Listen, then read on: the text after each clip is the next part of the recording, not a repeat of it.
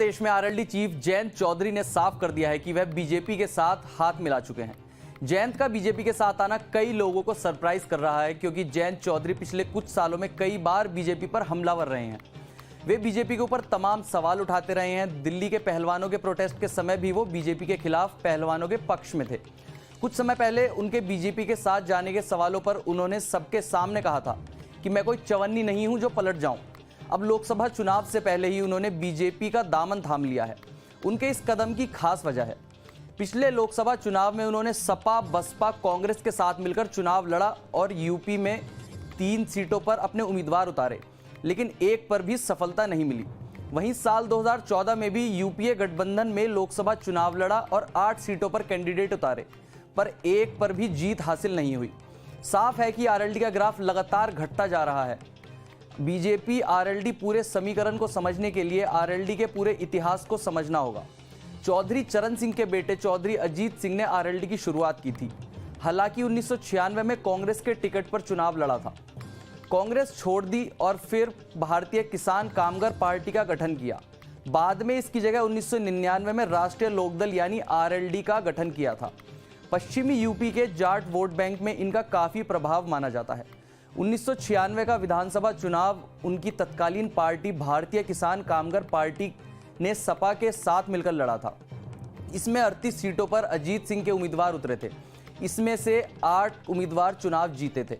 इसके बाद 1998 के लोकसभा चुनाव में उन्होंने पश्चिमी यूपी की 8 लोकसभा सीटों पर कैंडिडेट उतारे। इन 8 में खुद अजीत सिंह भी बागपत से चुनाव में उतरे थे, लेकिन एक भी सीट पर जीत हासिल नहीं हुई।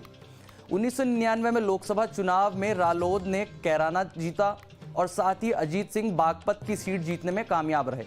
इस तरह 2 लोकसभा सीटें रालोद के हाथ आईं। इसके बाद अजीत सिंह अटल बिहारी वाजपेयी की अगुवाई वाली एनडीए सरकार में शामिल हो गए। उत्तर प्रदेश के 2002 के विधानसभा चुनाव में रालोद भाजपा के साथ उतरी थी। इस बार रालोद ने 14 सीटों पर जीत दर्ज की। उत्तर प्रदेश के इतिहास में यही रालोद की सबसे बड़ी जीत रही है। इसके बाद रालोद ने फिर से सपा का दामन थामा। 2004 के लोकसभा चुनाव में सपा के साथ मैदान में उतरी और 3 लोकसभा सीटें जीती। बागपत और कैराना के साथ बिजनौर पर भी रालोद का कब्जा हो गया। 2007 के विधानसभा चुनाव में रालोद अकेले मैदान में उतरी और प्रदेश की 2/3 सीटों पर कैंडिडेट उतारे, लेकिन नतीजों में बड़ा झटका लगा। रालोद को कुल 10 सीटें ही हासिल हुई। 2009 के लोकसभा चुनाव में रालोद ने फिर से भाजपा का हाथ थाम लिया और भाजपा की सरकार तो नहीं बनी, लेकिन रालोद पहली बार 5 लोकसभा सीटें जीतने में कामयाब रही। अजीत के साथ उनके बेटे जयंत चौधरी को भी जीत हासिल हुई।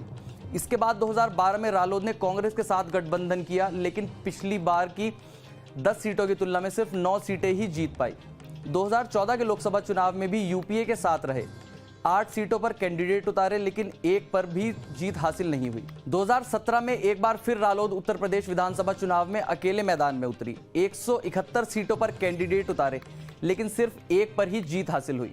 2019 लोकसभा चुनाव में भी कांग्रेस और सपा के साथ मैदान में उतरी और 3 सीटों पर प्रत्याशी उतारे, लेकिन इस बार भी जीत का आंकड़ा 0 रहा।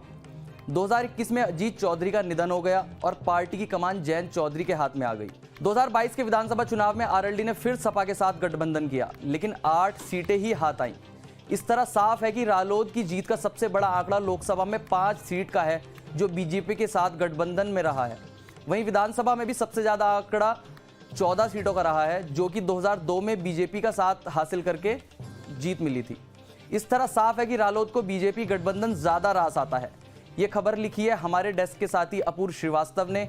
मेरा नाम है वंश और देश दुनिया की तमाम बड़ी खबरों के लिए देखते रहिए न्यूज़ नेशन।